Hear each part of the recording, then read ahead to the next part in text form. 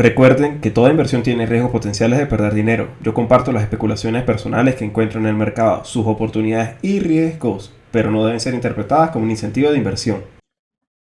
Buenas compañeros, este es el análisis del precio de Bitcoin hoy, 1 de septiembre, luego de la apertura asiática. Ya a estas horas podemos ver el mercado bastante indeciso, podríamos decir, recuperando unas pequeñas caídas que estuvimos viendo durante lo que fue la primera parte de la sesión del día de hoy. Ahora bien, ¿qué es lo que podemos esperar para hoy? Vamos a intentar hacer primero una lectura del mercado y luego vamos con el análisis técnico. Primero que todo, podemos ver que el SP500 a estas horas está cayendo con fuerza. Se encuentra sobre el soporte de los 3.900, pero tiene muy mala pinta. Fíjense cómo ha estado constantemente, este es el gráfico diario, construyendo nuevos mínimos constantemente desde lo que fue la conferencia de Jackson Hole de Jerome Powell. A partir de ese día, todos los días, incluso mientras estoy hablando en este momento, podemos ver que el precio del SP500 en estos futuros está cayendo con fuerza.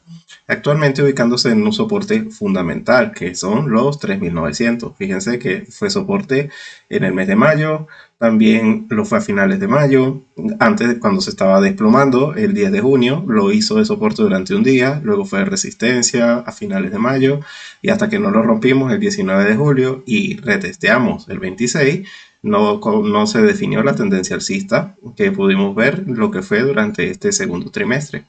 Ahora bien, tercer trimestre. Ahora bien, estamos viendo que este punto entonces podemos considerarlo, el de los 3.900, como un punto fundamental en donde el precio del SP500 debería resistir. No es fácil que lo rompa a la baja a la primera, sobre todo porque va a ser un excelente punto de toma de beneficios de muchísimos cortos de los cuales estuvimos hablando, que se han estado construyendo sobre la parte alta, cuando se encontraba el SP500 por la parte alta de este rango. Entonces, ¿qué es lo que pudiéramos asumir? Que muy probablemente aquí encuentre un soporte y no lo rompa velozmente como si fuera mantequilla, sino que el precio se detenga muy cerca de donde se encuentra actualmente o incluso que se devuelva.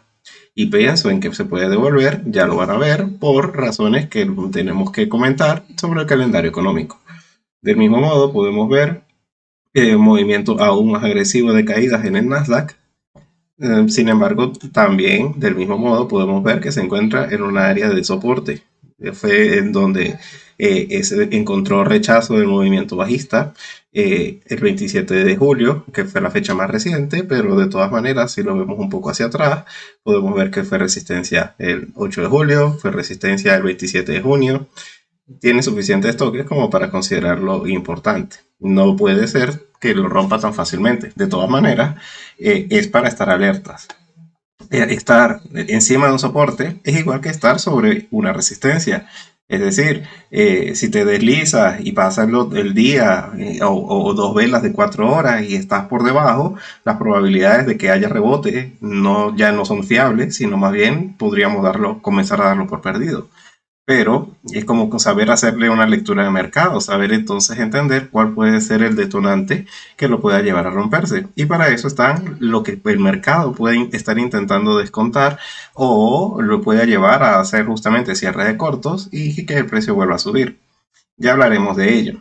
Y del mismo modo, y ya para finalizar, para hacer lectura de mercado, podemos ver la inversión de las curvas en más de lo mismo, pero lo que sí podemos ver es que estamos haciendo máximos anuales en la rentabilidad del bono a 2 años. Es decir, si nos damos cuenta, el máximo anterior lo construimos fue el 14 y 15 de junio, las mismas fechas del crash del Bitcoin, y actualmente se está construyendo un nuevo máximo. Muy probablemente se pueda disparar. Si se dan cuenta, tengo una alarma muy cerca del 4% en el 3.92 y es porque se estima que la subida de tipos de interés debe ser entre el 3,60 y el 4%, es lo que la mayoría de analistas, no yo, considera que la Reserva Federal va a alcanzar a finales de este año.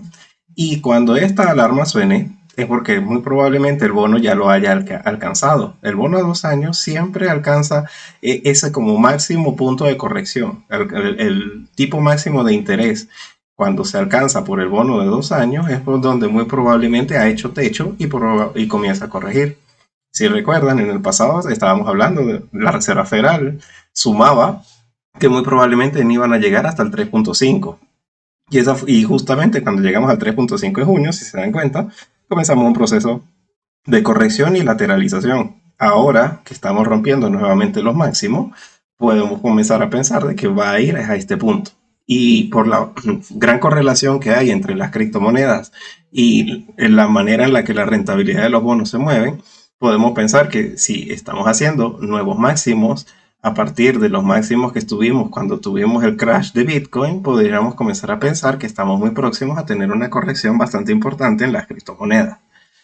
Muy en continuación, pues por la misma correlación que existe.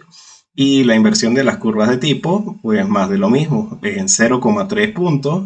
Anteriormente estábamos en 0,5, pero de todas maneras siguen totalmente invertidas. No se están desinvirtiendo. Y el euro, pues igual está sobre la paridad, sin darnos ninguna pista de cuál es la probabilidad más alta, si recuperarse un poco al alza o perderla, pero también es un excelente indicador. Ver que el euro pierde la paridad puede ser extremadamente negativo. Pero es que aunque no pierda la paridad, el dólar index está volando. El dólar index, que como siempre les recuerdo, el dólar es el verdadero valor refugio, no es el oro. Cuando el mercado está en dinámica de crash, el dólar index vuela. Y es eso lo que podemos ver nuevamente. Fíjense, en las mismas fechas del crash de Bitcoin, el 14 no, esto es el 14 de julio. Podríamos decirlo, al menos no coincidió como en el caso de los bonos, pero si se dan cuenta, está cada vez construyendo máximos y nos encontramos en zona de resistencia, que no es una resistencia muy fuerte. La verdad es que muy probablemente pueda terminar de romperla al alza.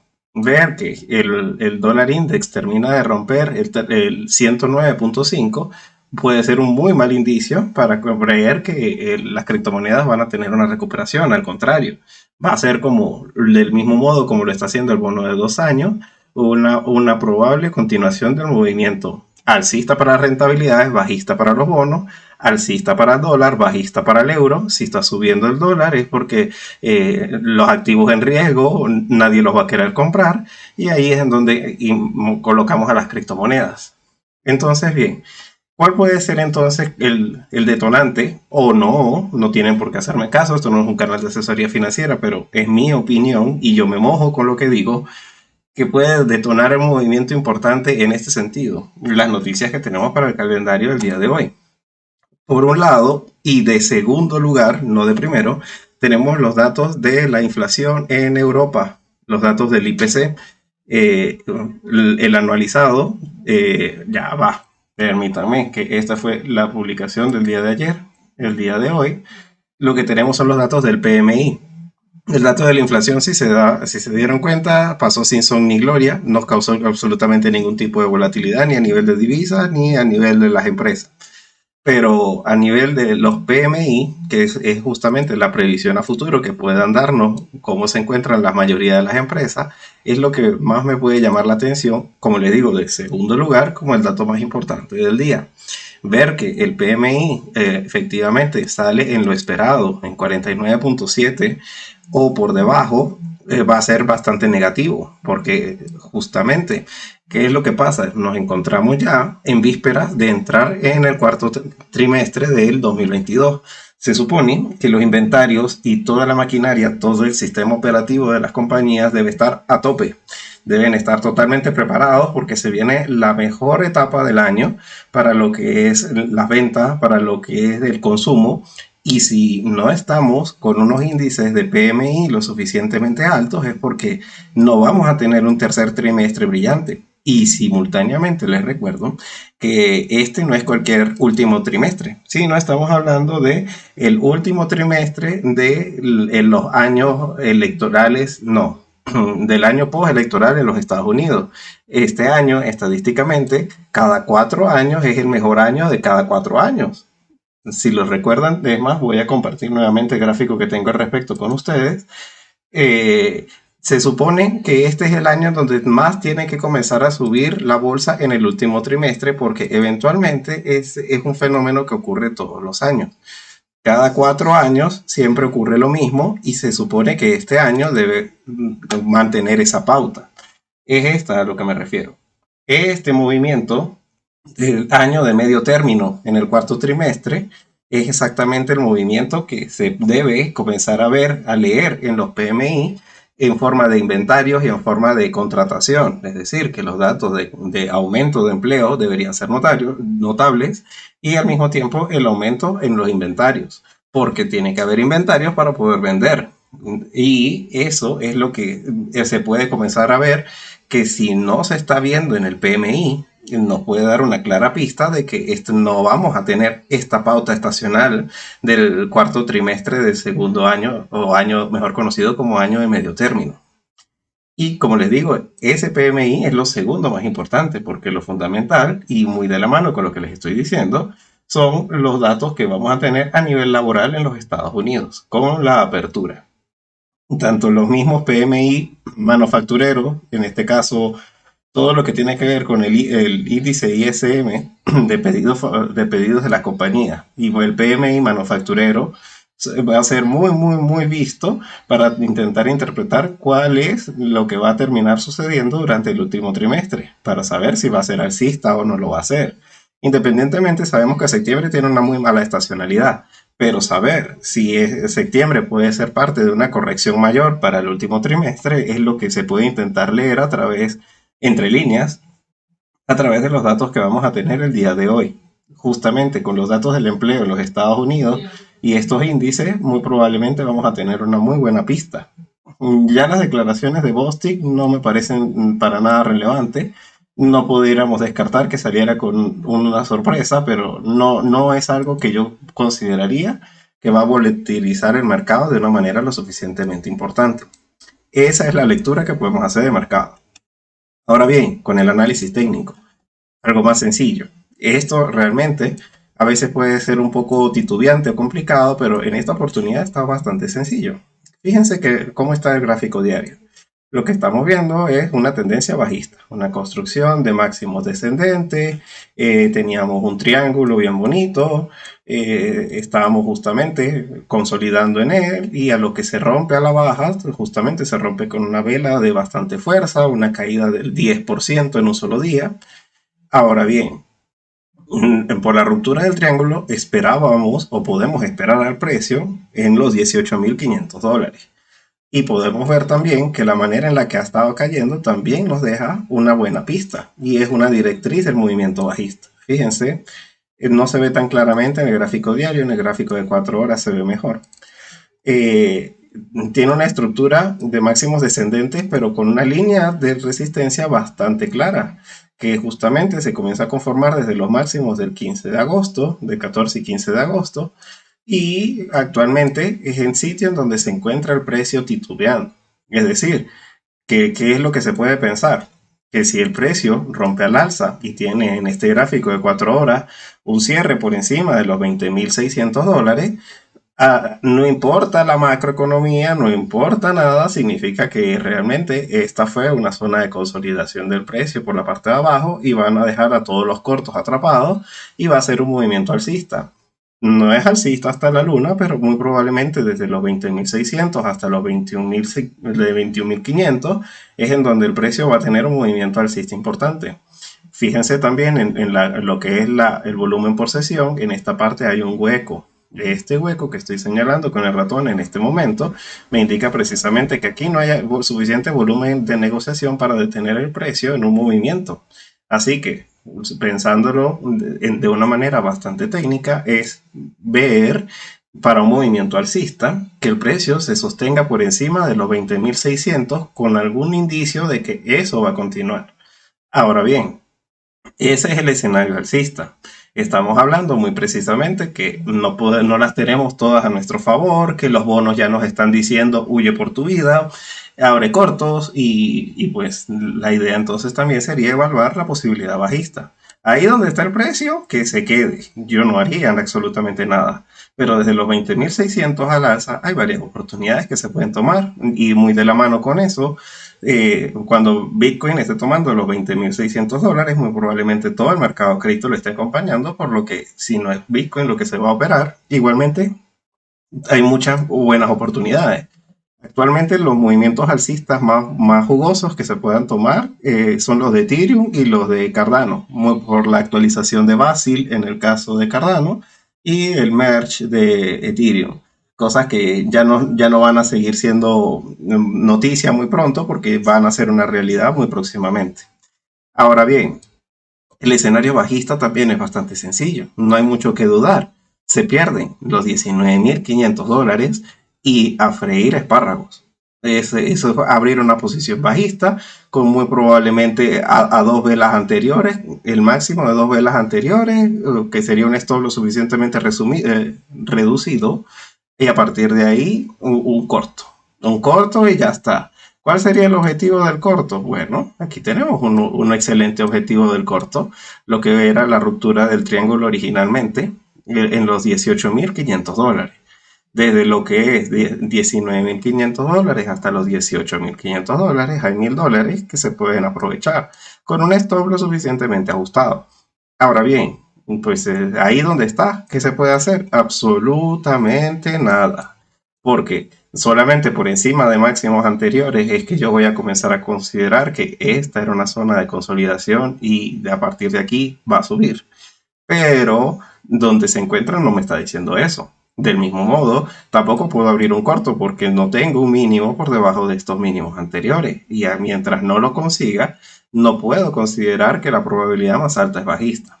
A nivel de indicadores, sí tengo una probabilidad un poco más alta y es la bajista. Si se dan cuenta, tengo el oscurecimiento del Valle Verde, el cual es un indicio de que la probabilidad de que el movimiento sea alcista no es la más alta, siendo un poquito más estricto y olvidándome un poco de esta directriz que une los máximos anteriores. Sí, de todas maneras puedo ver que se han estado construyendo máximos descendentes en casi todas las últimas velas.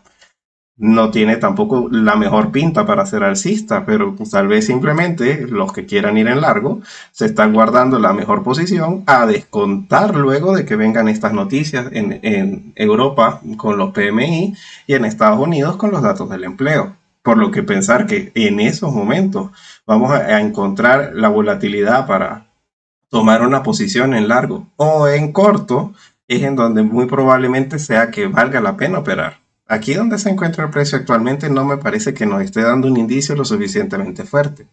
Ahora, pues ese viene siendo la interpretación en el caso de Bitcoin. Las demás se encuentran exactamente igual, pero vamos a repasar los números muy rápidamente. En el caso de Ethereum, los mínimos anteriores que deben perderse para dar por sentado que el movimiento bajista no se va a detener es hasta los 1430. En los 1430 es en donde pudiéramos pensar que vamos a tener un movimiento bajista. Ahora bien, ¿hasta dónde?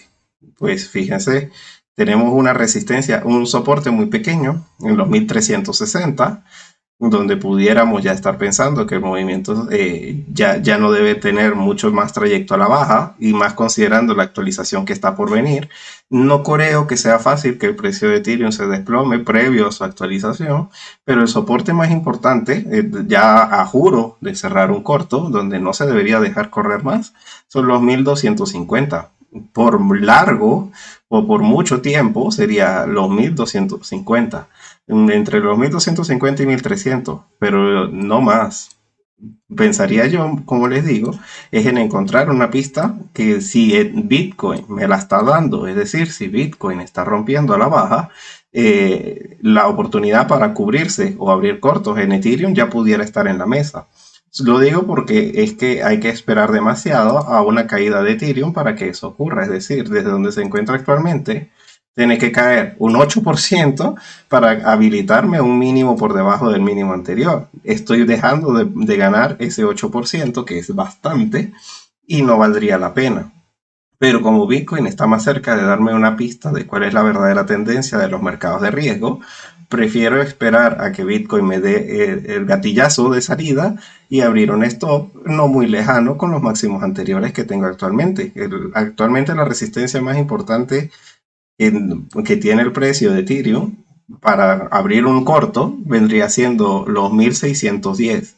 Entre los 1610 y 1620 sería un stop para un corto si Bitcoin ya me dio el gatillazo de salida.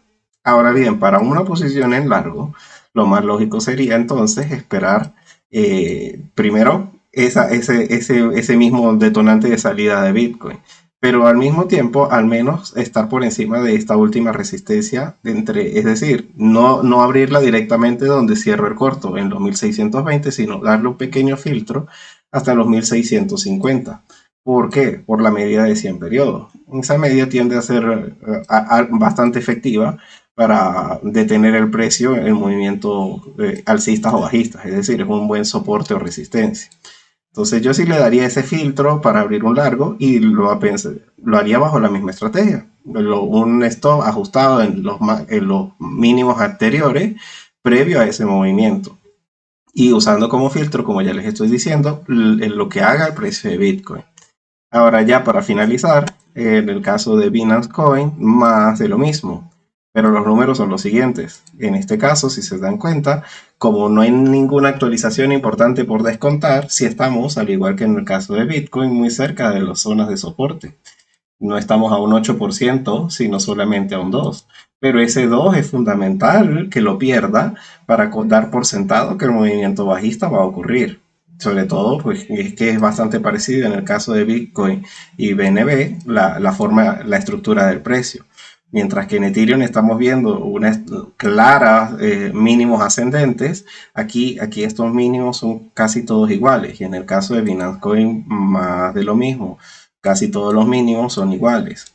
Entonces, es como esperar a que el precio de Binance Coin pierda los 272 puntos y ahí intentar abrir ese mismo corto. Muy probablemente para cuando esté perdiendo los 272 ya se le haya puesto la misma condición a Bitcoin, es decir, que ya haya perdido los 19.500 y esa va a ser la garantía, es decir, el gatillazo de salida siempre lo va a dar en ese caso Bitcoin.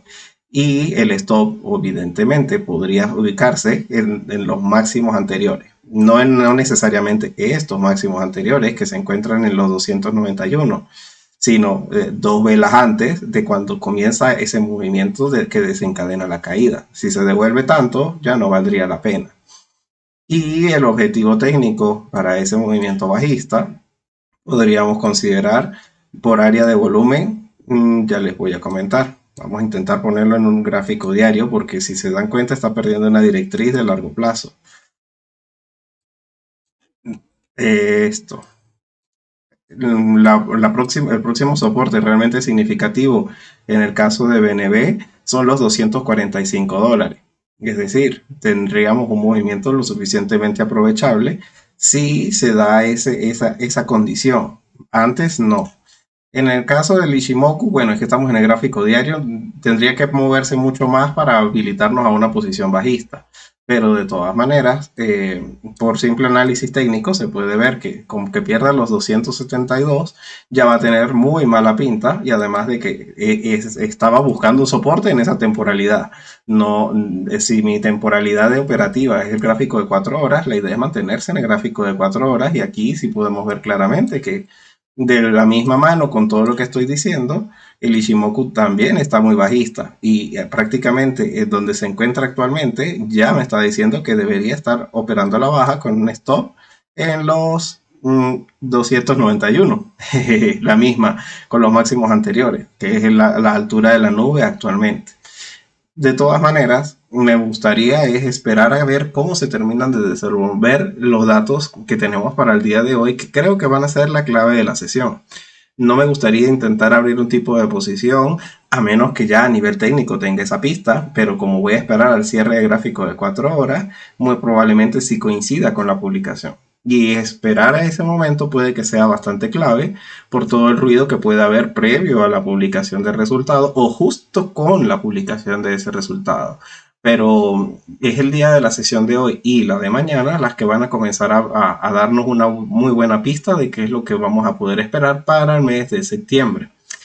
Bueno, compañeros, si tienes alguna duda o te gustaría que analizara una criptomoneda adicional, déjamelo en la caja de comentarios y yo con mucho gusto la analizo para ti. Y si tienes alguna duda sobre el funcionamiento de alguno de los indicadores que tengo en la pantalla, recuerda que en el primer comentario yo les explico cómo funciona detenidamente cada uno de ellos.